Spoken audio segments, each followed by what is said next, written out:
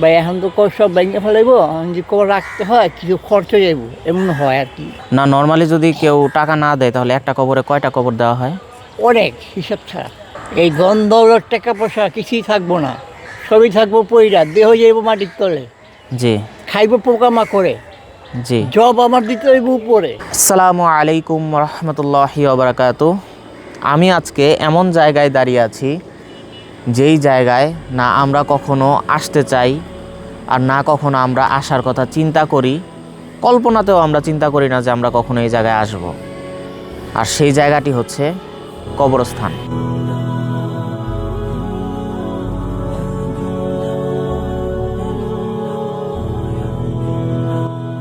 প্রতিটা কবর যেন একটা করে জীবন, একটা করে ইতিহাস এবং একটা করে অসমাপ্ত গল্প।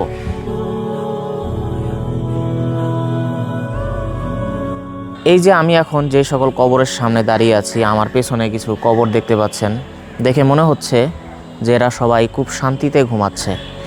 কোনো আওয়াজ নেই, কোনো শব্দ নেই, মানে কোনো কোলাহল নেই।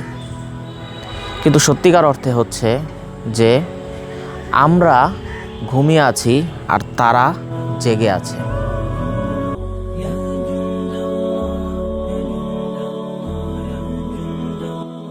কারণ আল্লাহ তাআলা বলেছেন যে মানুষ ঘুমিয়ে আছে, জাগবে তখন যখন মরবে।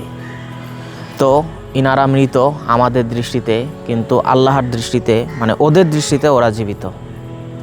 আমরা কি কথা বলতেছি তারা শুনতে পাচ্ছে কি পাচ্ছে না জানি না, কিন্তু তাদের যে কথা, মানে এখানে এমন অনেকেই আছে যারা হচ্ছে জান্নাতের বাগানে ঘুমাচ্ছে, অনেকেই আছে জাহান্নামের আগুনে পুড়ছে এবং চিৎকার করছে, কিন্তু আমরা কিছুই শুনতে পাচ্ছি না। তাদেরও পরিবার ছিল, তাদেরও ব্যস্ততা ছিল, মানে তারাও অনেকে হচ্ছে গান বাজনায় মগ্ন থাকতো, কিন্তু আজকে তারা এখানে কবরে শুয়ে আছে। বাস্তবতা কি তারা এখন দেখছে, আমরা দেখতে পাচ্ছি না।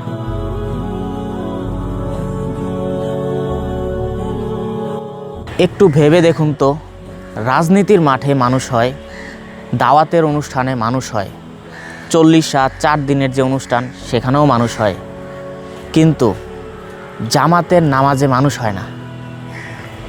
আর অন্য দিকে দেখলে এই যে কবরস্থানে দাঁড়িয়ে আছি, এখানেও মানুষের অভাব হয় না, এখানেও জামাতে জামাতে মানুষ আছে, প্রতিদিন আসছে এবং আসতেই থাকবে। একদিনও আমাদের এরকম কোনো না কোনো কবরে এসে যোগ দিতে হবে। আমি আপনি মসজিদের জামাতে যাই বা না যাই, এখানে আমাদের আসতেই হবে।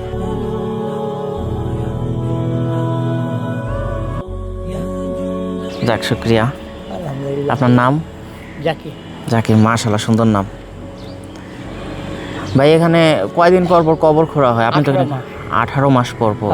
আর আরেকটা জিনিস কি, নিয়ম মনে করেন এই আত্মীয় পুরো এইটা দিয়ে বুঝাই, এই কবরটা আপনার আত্মীয়র, হুম এই কবরটা আপনি মাস হিসেবে রেখে দিলেন কিন্তু, হুম এই কবরটা মনে করেন 500 টাকা মাস হিসেবে রেখে দেবেন। ও পরিচালনা করবো, পানি টানি দিব, দুলার ছাড় বড় হইলে বড় ছেড়ে দিব, পরিষ্কার করে দিব, সব করে দিব, রাখবো।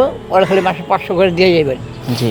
আপনি 18 মাস না, হুম 18 বছর রাখতে পারবেন। আচ্ছা, প্রতি মাসে 500 করে দিলে রাখা যাবে। রাখা যাবে।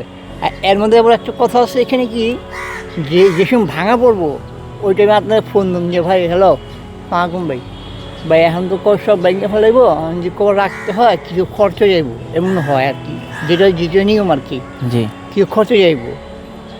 আপনি বলবেন যে কত যাইব, আমি বলবো যে 1500 টাকার মতো যাইব। জি। তা আপনি টাকা দিয়ে চিন্তা করবেন না, কত টাকাই তো কত দিকে ঢেলা দিচ্ছে। হ্যাঁ, অবশ্যই আপনি অবশ্যই। বলবেন ঠিক আছে তোমার তুমি রেখে দাও, কবরটা রেখে দাও, আমি টাকা বিকাশে কিংবা আমি আসতেছি তুমি দাঁড়াও, জি। ওইভাবে কবর রাখা যায়। ও আচ্ছা। না নর্মালি যদি কেউ টাকা না দেয় তাহলে একটা কবরে কয়টা কবর দেওয়া হয়? অনেক হিসাব ছাড়া। হিসাব ছাড়া? হিসাব ছাড়া। ও আচ্ছা, বুঝতে পারছি। মানে আনুমানিক এখানে কয়টা কবর আছে বলতে পারেন? এদিকে হিসাব ছাড়া হিসাব ছাড়া কয়েক লাখ হবে? কয়েক লাখ না, কয়েক লাখ কবি বললে। কমই বলছি, তা আর অনেক বেশি হবে তাহলে। আয় হায় আল্লাহ, আমাদেরও তো একদিন আসতে হইব ওই দিকে। আসতে হবে।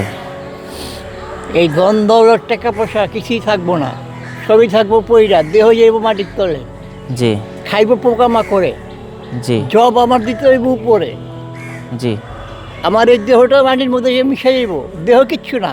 হ্যাঁ আমি আমল নামাটা লিয়ে যেতে হইব আমার উপরে, আমি কি করে এলাম আমার ওই জব সব উপরে করবো আমার আল্লাহ পাক। জি হ্যাঁ নিচে আমার কিছুই না, নিচে তো কিছুই নেই, এখন হাড্ডি ছাড়া কিছুই নেই। হুম, যখন খোঁড়া হয় তখন তো হাড্ডি পাওয়া হাড্ডি যায়, পাওয়া যায়, মাথা পাওয়া যায়, ওগুলাকে কি করা হয়? ওটি আবার ওই কবর উঠিয়ে যায়, মানে আরো নিচে দেওয়া হয়। আর নিচে দেওয়া হয়।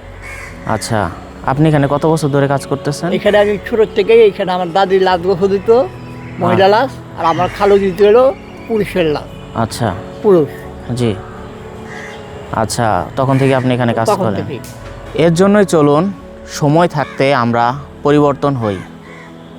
এই যে এখানে যারা ঘুমিয়ে আছেন, যারা জান্নাতে চলে গেছেন, তো আলহামদুলিল্লাহ, তাদের শুকরিয়ার শেষ নেই। কিন্তু যারা এখান থেকে জাহান্নামে চলে গেছেন, তাদের আর্তনাদের শেষ নেই। আল্লাহর কাছে তারা প্রতিনিয়ত দোয়া করছে যে আল্লাহ, আর একটা সুযোগ, একটা, বেশি না, একটা সুযোগ দেন, আমি দুনিয়াতে গিয়ে আরও খুব ভালো ভালো কাজ করব। কিন্তু আর সুযোগ দেওয়া হবে না। তাই চলুন আমরা সময় ফুরিয়ে যাওয়ার আগে, সেই আফসোস করার আগে আমরা পরিবর্তন হই, আমাদের যেন সেই আফসোস করতে না হয়। আল্লাহ আমাদের সবাইকে তৌফিক দান করুন। كل نفس ذائقة